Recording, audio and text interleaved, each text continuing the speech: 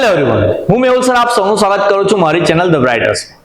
તો આજે આપણે આ વિડિયોની અંદર ડિપ્લોમા સેમેસ્ટર 3 ના ઇલેક્ટ્રિકલ ડિપાર્ટમેન્ટના સબ્જેક્ટ ઇલેક્ટ્રિકલ મશીન 1 એના ચેપ્ટર નંબર 1 અને 2 ના મોસ્ટ આઈએમપી ક્વેશ્ચન કે જે તમારી મિડ એક્ઝામમાં સાથે સાથે જીટીયુ એક્ઝામમાં પણ કામ લાગશે.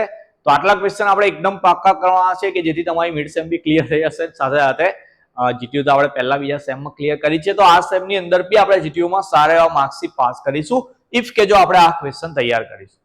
હવે ઇલેક્ટ્રિકલ મશીન જે થર્ડ સેમમાં નવો સબ્જેક્ટ ગણાય, પણ આની પહેલા જે મતલબ જૂનો સિલેબસ હતો એમાં ડીસીએમટી નામનો એક ચેપ્ટર સબ્જેક્ટ હતો, sorry DC machine and transformer. તો એ જ છે, ખાલી નામ બદલી નાખ્યું છે એ લોકોએ. તો એની પ્લેલિસ્ટ હું બનાવેલી છે, લિંક ડિસ્ક્રિપ્શનમાં નાખું છું. એમાં વિથ એક્સપ્લેનેશન હું વિડીયો બનાવેલા છે, આઈધર 1 કે 2 ચેપ્ટરના, મને યાદ નથી, પણ 1 થી 2 ચેપ્ટરના વિડીયો તમને ત્યાં મળી જશે. મતલબ કે અહીંયા જે આઈએમપી ક્વેશ્ચન હું તમને બતાવી રહ્યો છું એના ડિટેલમાં ત્યાં સમજાયેલા વિડીયો છે. તો તમારે એ બી વિડીયો જોઈ લેવાના કે જેથી તમને જો ક્વેશ્ચનમાં ના સમજ પડી હોય તો પડી જાય, પણ ક્વેશ્ચન તમારે આટલા તૈયાર કરવાના. સૌથી પહેલા ચેપ્ટરના ક્વેશ્ચન જોઈએ તો પહેલું ચેપ્ટર તમારું 14 માર્ક્સનું છે લગભગ. તો એમાં સૌથી પહેલો ક્વેશ્ચન કહેવાય આપણે પ્રિન્સિપલ ઓફ ડીસી જનરેટર.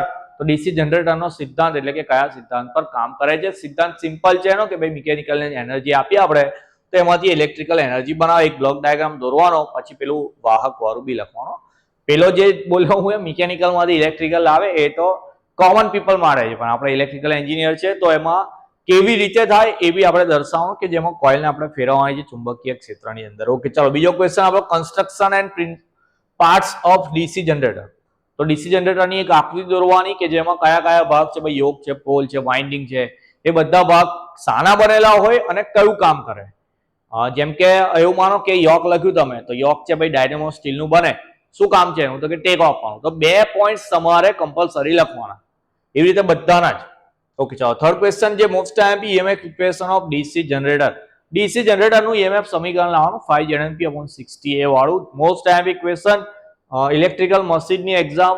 હવે આજથી લઈને જેટલી બી વાર પેપર બનશે એ દરેક પેપરમાં આ ક્વેશ્ચન હશે. અને અત્યાર સુધી જે ડીસીએમટી ના જેટલા પેપર હતા એમાં બી હતો. આઈધર જનરેટરનું આવે કે મોટરનું આવે, સેમ જ આન્સર લખવાનો. ઓકે, ડીસી મોટરનું ઈએમએફ ઇક્વેશન આવે તો એમાં બી આ જ આન્સર આવે. ઓકે, ચાલો type of DC generator, DC જનરેટરના પ્રકાર. ખાલી નામ લખવાના, 3 જ માર્ક્સમાં પૂછાય કઈ કઈ ટાઈપના જનરેટર આવે એ બતાવવાનું છે.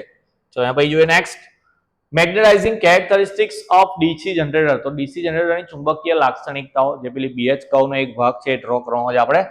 એના પછી voltage built up condition in shunt generator. Okay, shunt જનરેટરમાં વોલ્ટેજ કેવી રીતે બિલ્ડ થાય, 4 પ્રોપર કન્ડિશન આપી, પહેલા 4 એક્ઝેક્ટ સેમ ટુ સેમ યાદ રાખવાની, એના પછી એને ડિટેલમાં સમજાવવાની. કારણ કે 4 માર્ક્સમાં પૂછાય, બહુ વધારે લખવાનું નહીં, પણ એ 4 કન્ડિશન છે એને ડિટ્ટો છાપી દેવાની આપણે.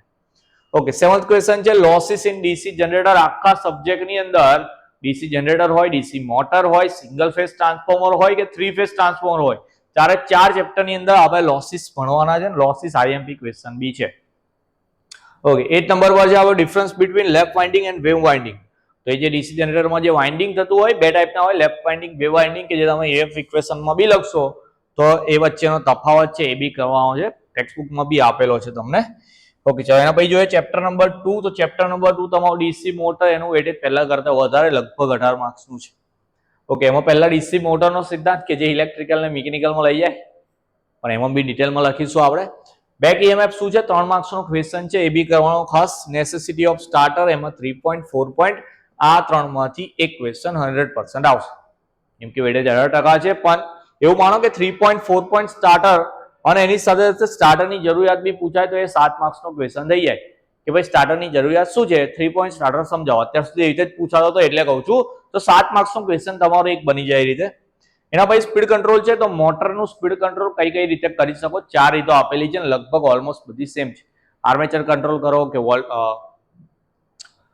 શું હતું બીજું નામ ભૂલી ગયો મેં, ફિલ્ડ કંટ્રોલ કરો. તો એ રીતે તમે મોટરની સ્પીડ વેરી કરી શકો છો. તો એમાંથી કોઈ બી 1-2 તમારે સમજાવવાની રહેશે. ઓકે, આગળ જોઈએ application of DC motor. DC મોટરના ઉપયોગો કયા કયા, અલગ અલગ પ્રકારની મોટર અલગ અલગ જગ્યાએ યુઝ થતી હોય તો નામ અને ઉપયોગ બંને લખવાનું રહેશે એમાં. 8 નંબરમાં બ્રેક ટેસ્ટ અને 9 નંબરમાં તમારો સ્વિંગ બર્ન ટેસ્ટ. તો મોટર પર 2 ટાઈપના ટેસ્ટ થાય છે, એ બંને ટાઈપના ટેસ્ટ કરવાના. આ 2 માંથી એક ટેસ્ટ બી 100% પૂછાશે. તો આ તો તમારું ઇલેક્ટ્રિકલ મશીનનું ચેપ્ટર નંબર 1 ને 2 કે જેમાં બીજામાં હું 9 ક્વેશ્ચન આપ્યા, પહેલામાં આઈ થિંક 8. 9 ને 8 17 ક્વેશ્ચન કરવાના છે, પણ બંનેનું વેટેજ જોઈએ તો 14 અને 18 32 માર્ક્સનું.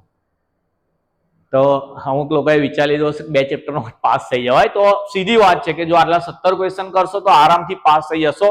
પણ પહેલા બીજા સેમમાં બી કીધું હતું, ત્રીજા સેમમાં છઠ્ઠા સેમ સુધી આ જ વાત કહીશ કે તમારે ખાલી પાસ થવાનું નથી વિચારવાનું, સારામાં સારું રિઝલ્ટ લાવવાનું.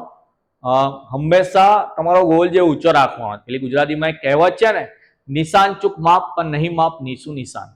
બરાબર, જો કદાચ નિશાન ભૂલી જાઓ તો ચાલશે. તમે 9 SPI એમ કર્યા હશે, નહીં આવે તો ચાલશે, પણ તમે એવું પહેલાથી એવું વિચારો કે ભાઈ 6 SPI આવીએ પાસ થઈ જાય જ બહુ છે, પણ તો એ નીચું નિશાન કહેવાય. તો નીચું નિશાન નહીં રાખવાનું, આપણે હંમેશા ઊંચું નિશાન રાખવાનું. 9 SPI ધારીશું તો કદાચ 8.5 આવશે ચાલશે, પણ 6 લાવો તો પછી તો ફેલ થઈ જવાય. એટલે આપણે એવું નથી કરવાનું. ઓકે, તો આ વખતે પહેલાથી જ તૈયારી સ્ટાર્ટ કરી દઈએ. જે લોકોને પહેલા બીજા સેમમાં થોડો કડવો અનુભવ થઈ ગયો હોય કે બેકલોગ આવી ગયો હોય, તો આ વખતે મેં કહું છું એ રીતે તૈયારી સ્ટાર્ટ કરી દેવાની. જે ક્વેશ્ચન આપું છું કે જેમાં હું ખાસ કહું છું કે આ તો પૂછાશે જ, તો એને તમારે નોટ ડાઉન કરી લેવાનો, એને અત્યારથી જ પાક્કો કરવાનો. મિડમાં બી પૂછાશે, જીટીયુ બી પૂછાશે, તો ઇઝીલી તમે પાસ થઈ જશો. ઓકે, તો નેક્સ્ટ વિડીયોમાં આવે તો બીજા ચેપ્ટરના IMP સાથે મળીશું. ત્યાં સુધી આ વિડીયો થોડો મેક્સિમમ શેર કરી આપજો.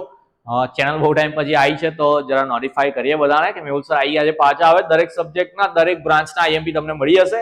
તો મળ્યા નવા વિડીયોમાં. ત્યાં સુધી તમારું ધ્યાન રાખજો. જય હિન્દ, જય ભારત.